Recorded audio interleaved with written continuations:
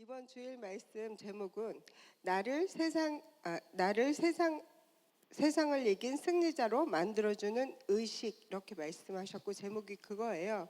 근데 만들어주는 것이 아니라 살게 해주는 의식이다, 이렇게 말씀하셨어요. 그래서 그래, 우리는 이미 만들어졌기 때문에 만들어주는 의식이 아니라 살게 해주는 의식이다, 이렇게 들을 때 확 이렇게 믿음이 확 왔어요. 오, 그러네. 나는 그렇게 만들어졌기 때문에 그렇게 살 수 있어, 이런 생각을 했어요. 그래서 첫 번째 제목이 그리스도 의식은 우리를 승리자로 만들어줍니다. 그래서 예수님의 생명, 요한복음 5장 26절은 아버지께서 자기 속에 생명이 있음 같이 아들에게도 생명을 주어 그 속에 있게 하셨고, 그래서 자기 속에 생명이 있음 같이 아들에게도 생명을 주어, 아들에게도 생명을, 하나님의 생명을 주심으로 인해서 그 예수님이 육체로 이 땅에 오셨을 때 그 수많은 기적을 일으키셨고 수많은 치유를 일으키셨다는 거예요. 그냥 예수님 독자적으로가 아니라 하나님의 생명이 아들에게 주어진 것 때문에 그런 삶을 살았다는 거죠.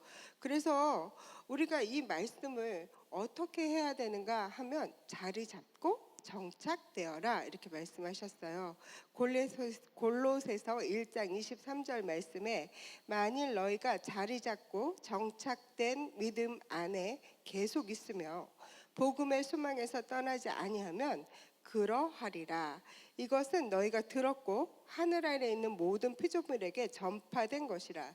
이로써 나 바울은 복음의 일꾼이 되었노라, 이렇게 말씀하셨어요. 그래서 우리가 이 대목에서는 정착되고 또 자리 잡는 것이 중요한데, 뭘 정착하고 뭘 자리 잡을 것인가 하면 우리가 하나님의 생명이 예수님에게 있었던 것처럼 그 예수님의 생명이 우리 안에 있다는 것, 그것을 알아야 되고요. 그것을 통해서 내가 그런 삶을 살 수 있어?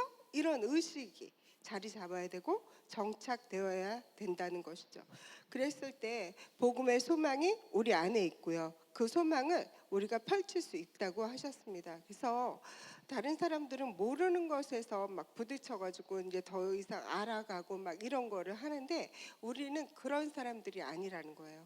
이미 아는 것에서 시작해서 뭘 알아? 내가 승리자임을, 내가 치유자임을, 내가 복음 전도자임을, 또 내가 성령님이 함께 하신다는 거, 내가 성공자이라는 것을 내가 아는 것에서 출발하면 그 모든 일들을 다스리며 살 수 있다는 거죠. 태초에 하나님께서 아담과 하와에게 그 다스리라, 그런 권능을 주셨는데 죄 지은 것 때문에 그가 그 권세를 유지하지 못했잖아요. 그래서 우리가 그 말씀을 붙잡고 자리 잡고 정착되게 하면 복음의 소망을 이루어갈 수 있다. 이 말씀이 너무나도 큰 은혜가 됐고요. 이 밖에서 내가 재벌딸은 아니지만 우리 아버지가 누구는 아니지만 그래도 지금 내 위치가 어디인지 인식할 수 있게 되었다는 거죠. 그 세상의 어떤 것이 아니라, 환경의 어떤 것이 아니라 내가 가지고 있는 것. 그래서 내가 가지고 있는 것만으로도 내가 필요한 전부를 가지고 있다고 말씀하셨잖아요. 내가 가지고 있는 전부가 내가 필요한 전부다. 그래서 내가 가지고 있는 건지 뭔지 인식하고 예수님께서 나를 위해서 무엇을 하셨나, 무엇을 주셨나, 그것을 인식하고 자리 잡으면, 정착하면 거기서부터 출발할 수 있기 때문에 내가 가지고 있는 것이 전부가 될 수 있다는 거죠. 지금 나는 이거밖에 안 갖고 있는데 이거 말고 내 안에 있는 것. 그래서 우리가 삶을 살아가는 데 있어서는 내 안에 있는 것을 가지고 이 세상을 다스리며 살아가는 것이고, 내 안에 있는 것을 가지고 이 모든 것을 형통하게 이끌어가면서 승리자의 삶을 살 수 있다고 말씀하셨어요. 그래서 나는 대단한 사람이구나 또 한 번 느끼게 됐고요. 이 말씀을 통해서 이 말씀을 내가 삶에 어떻게 적용하고 있는가 이렇게 보는데, 제가 직장에서 어떤 한 분이, 제가 마음속으로 품고 있는 그 한 분이 감기가 걸려서 아프다는 거예요. 그래서 내가 기도해 줘야 되는데 이렇게 생각을 했어요. 기도해 줘야 되는데 기도해 준다 그럴까? 말까? 그러다가 용기를 냈어요. 내가 기도해 줄까요? 그랬더니 그 사람이 네, 이러는 거야. 그래서 네, 기도해 드릴게요. 그랬는데 손을 얹고 기도해야 되잖아요, 원래는. 손을 얹은즉 나으리라 하셨으니까. 그런데 그냥 기도한 거예요. 하나님 감사합니다. 우리를 신성한 육체로 만드셨고 완벽하게 지으셨는데 어쩌고 저쩌고 저쩌고 해서 치유하심을 감사합니다. 예수 이름으로 기도합니다. 이렇게 하고 끝났어요. 그랬더니 그 친구가 그러는 거예요. 언니 뭔지 모르는데 되게 구체적으로 전문가처럼 기도하는 것 같아요. 이러는 거예요. 그래서 오면서 계속 생각했어요. 손을 얹었어야 되는데, 아이씨, 손을 얹었어야 되는데 이렇게 생각하고 왔어요. 근데 중요한 건 내가 어찌됐든 그 불신 영혼에게 기도해 줄까요? 이렇게 물어봤기 때문에, 그리고 기도를 했기 때문에 그 영혼에게 내가 무엇을 잘못했는지 다음번에는 손을 얹고 기도해야지, 이렇게 도전이 생겼다는 거죠. 처음부터 내가 다 잘하는 건 아니잖아요. 나로서는 할 수 없는 거, 그때도 성령께서 도우심으로 그 기도가 나왔겠죠. 기도할 때는. 그런 것처럼 무엇을 하든지 내가 어떤 위치에 있는 사람인지 내가 승리자임을 인식하고 정착하고 또 자리 잡게 해서 그런 삶을 살아야 되겠다. 이것이 이번 주 말씀에서 은혜 받은 내용이고요. 목사님께서는 이제 지금 제가 이제 전도하고 있는 현장에서 어떻게 사역하고 있는지에 대해서 조금 간단하게 나눠주세요라고 말씀하셨어요. 그래서 제가 저번 송구영신 예배 때 간증하고 거기 뒤에부터 보면은요, 그때 그 우리 직장팀들 중에서 3명을 제가 품고 기도하고 있었잖아요. 근데 그 중에 한 분이 그만두셨어요. 그만두면서 하는 말이, 언니 나 그만둬도 만나줄 거지, 내가 연락하면 만나줄 거지, 이렇게 얘기하는 거예요. 그래서 그럼 당연하지 그러면서 속으로는 그랬어요.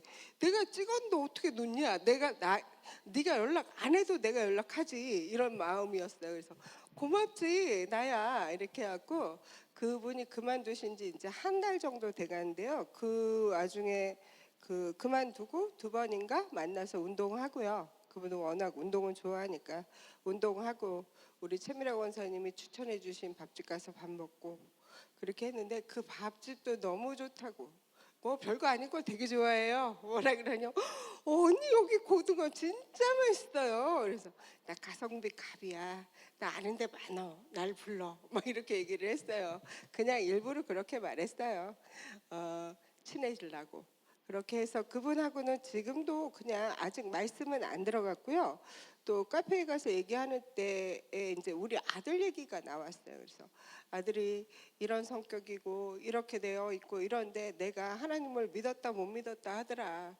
하나님께서 쟤를 향한 계획이 있지, 이렇게 믿고 잔소리 꾹 들어갔다가 또 혼자 생각하면 저 새끼 근데 언제까지 저러고 있을 거야, 이런 생각이 들다가 막 그러더라. 근데 중요한 건 근거가 있기 때문에 흔들리지 않을 수 있어. 잠깐 흔들리지만 다시 돌아올 수 있어. 그랬더니 언니 그 근거가 뭐야? 그래서 근거는 하나님 그를 향한 계획이 있다는 걸 내가 믿고 있는 거지. 그랬더니 그래? 그래서 그냥은 몰라, 말씀을 들어야 알아. 말씀 들어볼래? 그랬더니 가만히 있어요. 아직 안 익었나 봐요. 대답을 안 하더라고요. 근데 반드시 불을 제가 쬐고 있으니까 익을 거라고 생각해요. 그리고 생각지도 않았던 우리 점장님이 저랑 같이 독서를 시작했잖아요. 독서를 시작하기로 했어요. 그때 그렇게 맞췄잖아요.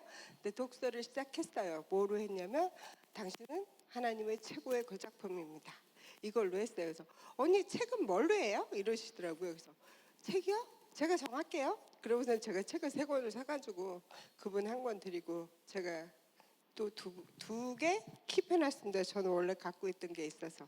그래서 그 책을 쭉 읽으면서 읽는데, 그날 어떤 한 날이었는데, 그날은 이제 거기 목사님께서 성도들을 계속 새신자들이 오니까 영접을 시키는 그런 장면들이 나왔어요. 그래서 제가 오늘 독서 분량을 딱 마친 다음에 그래서 영접을 하면 사람이 확 변하잖아요. 그쵸? 오늘 읽은 거에서. 그랬더니 네. 그래서 점장님도 영접하면 좋겠어요. 그랬더니 영접이요? 해요. 그러면? 이러는 거예요. 그래가지고 이 사람들은 뭐지? 이런 생각이 들면서 이 영접을 시키려니까 제가 소책자 조그만 거 그거 늘 갖고 다니거든요. 혹시 어떤 사람을 만나면 이 책을 전해줄 수 있을까 싶어서 가방마다 넣어놨어요. 가방마다. 그래가지고 가방을 옮길 때도 걔는 늘 거기 있어. 그래서 걔를 꺼내가지고요. 그 영접하는 기도를 같이 읽었어요. 같이 읽고 같이 읽기만 했는데 집에 오면서 또 생각했죠. 그날도 이게 읽기만 해서 무슨 효과가 있을까? 그냥 내가 설명해주고 잘하고 손잡고 기도했어야 되는 거 아닌가?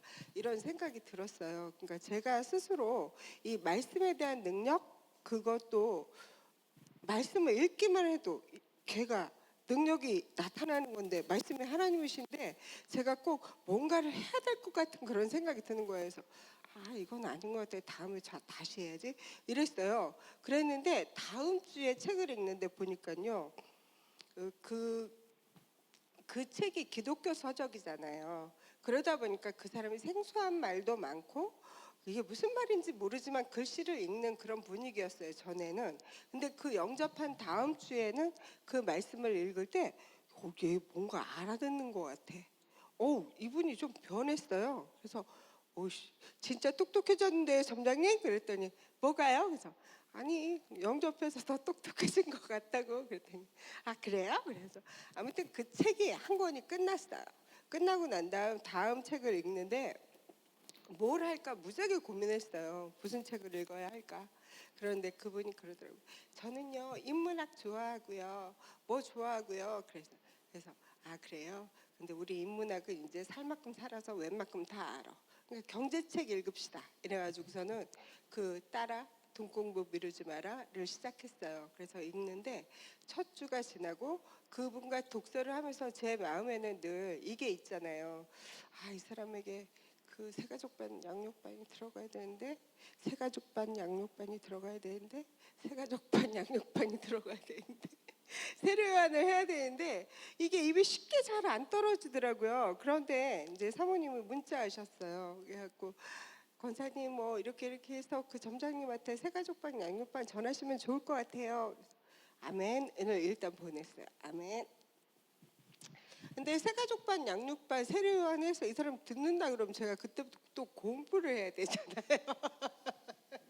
그래서 이거 진짜 내가 저번에도 전할 때 되게 열심히 공부했는데 그때 공부한 만큼 또 그 말씀이 내 거가 되잖아요. 유익하잖아요. 그래서 반드시 하긴 해야 하는데 은근 부담이 되는 거예요. 그래서 이걸 어쩌나 그러고 있는데 사모님 다시 문자하셨어요. 고사님 그 점장님한테 새가족반 양육반 제가 전할게요. 제가 전할 수 있도록 세례요한 해주세요. 이러는 거예요. 아싸 좋은 거예요. 아싸 했어요. 진짜 아싸. 그래갖고 그랬는데 그저껜가 토요일이었는데 그날 우리 그 집회 가기로 했는데 우리 점장님 그러는 거예요. 같이 떡볶이 먹으러 갈래요 언니? 그러는데 내가 집회 가야 되는데 그래서 알겠어요. 그래 떡볶이 얼른 먹고 가려고 그랬는데 떡볶이를 먹고 난 다음에 그 떡볶이를 둘이만 먹게 됐어요. 어떻게 사람들이 다 떨어져 나가가지고 갖고 너무 기회도 좋은 거예요. 그래갖고 그날 가서 그랬어. 우리 사모님 만나서 말씀 들어보실래요? 사업이 지금보다 훨씬 더 확장될 거고요. 그 마음도 굉장히 편안해지고 그 안정감이 있을 거예요. 이렇게 얘기를 했어요. 나는 언니가 만나는 사람들, 언니가 아시는 분들 만나고 나면요 되게 편해요. 되게 좋아요. 난 그분들 좋아요. 이렇게 얘기를 하는 거예요. 그러니까 만나서 말씀을 들어보시라니까 그래요? 이러는 거예요. 그래서 아싸 그랬어요. 아싸 했어. 그러고 났는데 그 그만둔 친구가 왔어요. 그만둔 친구가 그 떡볶이집으로 온 거예요. 떡볶이를 먹고 나서 난 집에 가야 되는데 이러면 안 되는데 이러고 있었어요. 그랬는데 그분이 그러는 거예요. 언니 오늘 다해서 오픈했대요. 같이 갈래요? 그래서 응. 그래 집회는 생중계로 보자 이렇게 하고 다이소 가가지고 또 한 바퀴 돌고 그리고 오면서 다시 이제 그 친구랑은 안녕하고 점장님과 내가 남았어요. 그래갖고 점장님 내가 날짜 정하면 얘기해 줄게요. 그랬더니 네 알겠어요. 저는 화요일하고 목요일이 좋아요. 이렇게 얘기를 하시는 거예요. 그래서 구체적으로 날 잡았어. 이제 이건 확정이야. 그러니까 제가 그 사람이 그래요 한 거를 못 믿은 거예요. 그래갖고 세 번씩 네 번씩 막 이렇게 물어보는 거죠. 확정을 딱 잡고 사모님께 문자 드렸어요. 점장님이 사모님 말씀 듣는다고 하셔요. 사모님 편안한 시간 얘기해 주시면 제가 날짜 잡겠습니다. 참고로 점장님은 화요일하고 목요일 오후 3시 반이 좋다고 하십니다. 이렇게 된 사모님 벌써 스케줄을 4, 5, 6 4, 5, 6 쫙 화요일로 잡으셔가지고요. 보내주셨어요. 그래서 제가 이번 오늘이 수요일 어저께 나가가지고 얘기해줬어요. 사모님께서 4월 달부터 시작하신대요. 4월 1일 3시 반 저희 집으로 오세요. 그랬더니 알겠어요. 이렇게 얘기를 하는 거예요. 그래서 드디어 이제 말씀을 전하게 됐습니다. 이 사람이 말씀을 듣고 나면 얼마나 변할지는 정말 상상할 수 없어요. 왜냐하면 하나님은 상한 자를 고치신다고 얘기하셨잖아요. 그래서 그가 마음이 상해 있고 늘 헛헛하고 늘 외로워 뭘로 해도 잘 채워지지 않는데 지금도 엄마 얘기를 할 때마다 눈물을 흘려요. 그래서 내가 이렇게 보면서 생각해요. 나도 엄마 아빠 없이 냅다 오랫동안 있었는데 이, 이, 이 점장님은 엄마 아빠가 거의 뭐 70 넘어서 돌아가셨다는데 이렇게 안타깝구나 이런 생각을 해요. 이렇게 그래서 왜 그렇게 안타까워요? 이렇게 물어봤어요. 저는 어렸기 때문에 엄마가 없는 거에 대해서 이 살아갈 날이 더 무서웠나 봐요. 그래서 엄마가 더 막 사무치고 그립고 막 이러지 않았어요. 왜냐하면 사는 게 너무 힘들었거든요.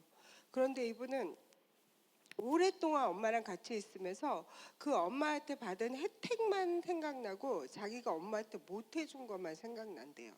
그래서 자꾸 엄마를 얘기할 때마다 그 눈물이 난다는 거예요. 그래서 아 그렇구나 그럴 수 있네요. 그래놓고 제가 또 어떤 때는 그가 또 다른 날도 또 울 때 있잖아요. 그러면 아유 도대체 몇 살에 돌아가셨어? 이게 그래서 물어본 거예요. 그랬더니 엄마가 70 몇 살에 돌아가셨대. 아니 오래 사셨는데 그렇게 아파 하시다가 그랬더니 그렇긴 한데 저는 엄마가 먼저 돌아가신 줄 알았어요. 그랬더니 아빠가 먼저 돌아가시고 한 달 있다 엄마가 돌아가셨대요. 너무 급작스럽긴 한 것 같아요. 마음도 아플 것 같고. 그런데 그에게도 내가 엄마 아빠가 없어서 너무 힘들게 살다가 하나님을 만났을 때 내가 너에게로 오리라. 내가 너를 고아 같이 버려두지 아니하고 너에게로 오리라 할 때 아씨 아버지 있으면 해결되는 거였어 이렇게 생각하는 거 했던 것처럼 우리 점장님도 반드시 그럴 거라고 생각해요. 뭐냐면 이 하늘 아버지가 계심으로 인해서 우리가 죽고 나서 엄마 아빠 만나면 되잖아. 그리고 지금 내가 엄마 아빠한테 못했던 거 생각을 전환할 수 있을 것 같아요. 다른 무언가로 할 수 있잖아요. 얼마든지. 근데 지금은 그 생각의 전환이 안 되는 그런 거를 봤어요. 그래서 그 사람들에게 필요한 그것이 무엇인가를 보기도 해야 하지만 일단 내가 입을 떼는 게 중요한 것 같아요. 내가 입을 떼어 마음에 이렇게 탁 품었다면 입을 떼어야 되는데 입 떼어갖고 이 관계가 어그러질까? 이 떼어가지고 되게 어색해지면 어떡하지? 뭐 이런 생각을 하면 뭘 못하는 것 같아요. 아까처럼 제가 손을 얹지 못했던 거 이렇게 조명해 볼 수 있었던 것도 입을 떼었기 때문에 조명해 볼 수 있었고 조명했기에 다음번에 또 똑같은 일이 있다면 손을 얹는 그 발전하는 그런 모습이 있겠죠.